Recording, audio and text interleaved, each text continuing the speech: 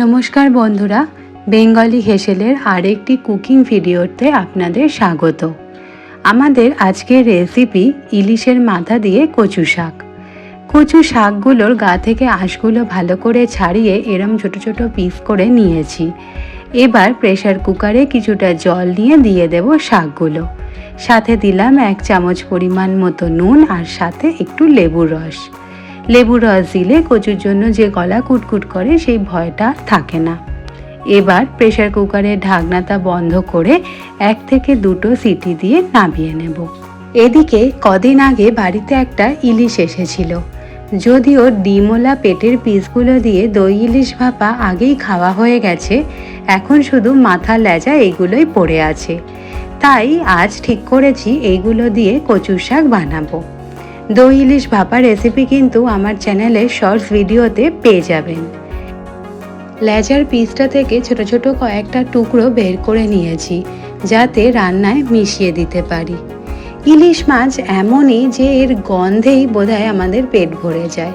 শুধু ইলিশ মাছ ভাজার এই তেল দিয়েও কিন্তু ভাত খেতে খুব ভালো লাগে।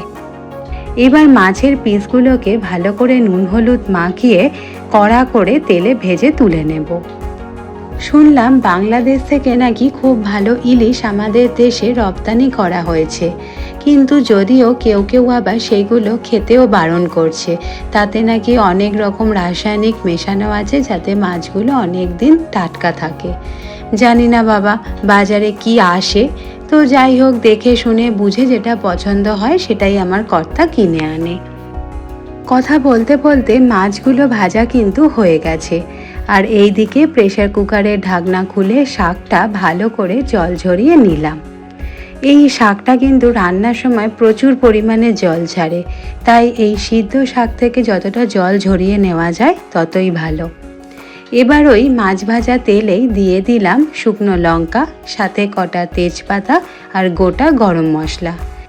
ফোড়নটা তেলে একটু নেড়ে চেড়ে ভাজা ভাজা হয়ে এলে তারপর দিয়ে দিলাম সিদ্ধ করে জল ঝরানো কচু শাকগুলো। শাকটা দেওয়ার সাথে সাথেই দেখবেন জল ছাড়তে শুরু করে দিয়েছে। রান্না করার সময় এত জল, কিন্তু খাওয়ার সময় একদম শুকনো। এটাই এই রান্নার বৈশিষ্ট্য। রান্নাটা করা বড্ড সহজ জানেন, কিন্তু আজকাল এই কাটাকাটি আর সময়ের অভাবে এইসব রান্না প্রায় বিলুপ্ত হয়ে গেছে।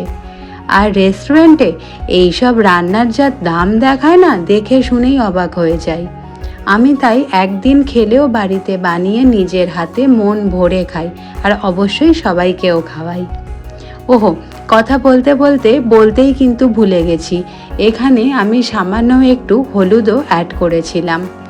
নুন আমি আর একদমই দিলাম না, শাকটা সিদ্ধ করার সময় নুন দেওয়া ছিল, তাই রান্নাটা হয়ে একদম যেহেতু শুকনো হয়ে যাবে, তাই আর একটুও নুন না। এখন এই এক্সট্রা জলটা ভালো করে টানাতে হবে।